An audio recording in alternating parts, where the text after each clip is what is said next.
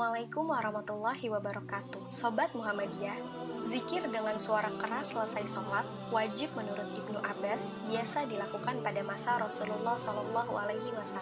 Bagaimana pandangan Majelis Tarjih Muhammadiyah tentang zikir dengan suara keras? Mari kita simak ulasannya dalam Tarjih Menjawab.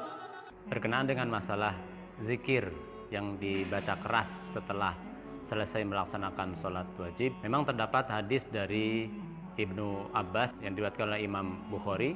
Ibnu Abbas menyatakan kunna na'rifu inqido as-sholatin Nabi SAW bitakbir, bahwa kami mengetahui selesainya dengan sholat Nabi yaitu dengan berzikir. Kemudian juga terdapat hadis yang semakna yang juga diriwayatkan oleh Ibnu Abbas. Hadis ini bertentangan dengan surah Al-A'raf ayat 55 dan juga ayat 205. Allah berfirman, a'udzubillahi minasyaitonirrajim, ud'u rabbakum tadarruan wa khifatan innallaha la yuhibbul mu'tadin, bahwa berdoalah kepada Allah dengan merendahkan diri dan merasa takut doanya tidak dikabulkan oleh Allah Subhanahu wa taala.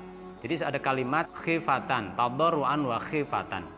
Kemudian dalam surat Al-A'raf 205 dinyatakan di sana wazkur rabbaka fi nafsika tadarruan wa khufyatan wa dunal jahri minal qaul. Di situ ada kalimat wa dunal jahri minal qaul.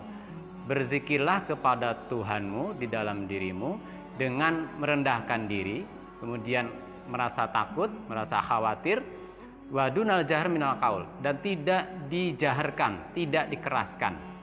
Ini ayat yang menjelaskan bahwa zikir tidak dibaca dengan keras, apalagi kemudian dibaca secara bersama-sama dengan suara yang keras atau dijaharkan.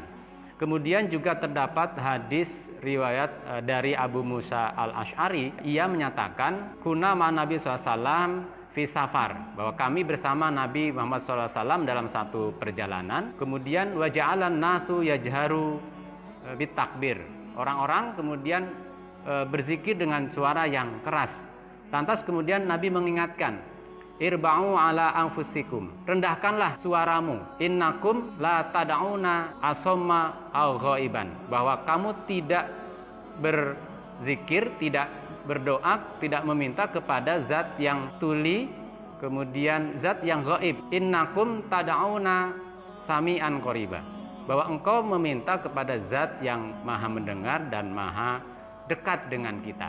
Nah, dua ayat surat Al-A'raf ayat 55 dan 205, kemudian hadis yang disampaikan oleh Abu Musa al-Ash'ari yang juga riwayat Imam Bukhari, ini menegaskan bahwa berdoa tidak dituntunkan dengan suara yang keras, apalagi kemudian dibaca secara bersama-sama. Sehingga hadis Ibnu Abbas bertentangan dengan surat Al-A'raf ayat 55, kemudian surat Al-A'raf 205 juga bertentangan dengan hadis Abu Musa al-Ash'ari yang menjelaskan bahwa kita berdoa bukan pada zat yang tuli, zat yang gaib, tetapi kita berdoa kepada zat yang maha mendengar, zat yang maha dekat. Memang Imam Syafi'i dalam kitab Al-Um menegaskan bahwa yang dimaksud dengan hadis dari Ibnu Abbas itu sesungguhnya itu dalam rangka ta'lim, untuk pendidikan, pembelajaran. Sehingga ketika para jamaah atau sahabat sudah bisa memahami atau sudah memahami doa-doanya atau sudah hafal doa-doanya, maka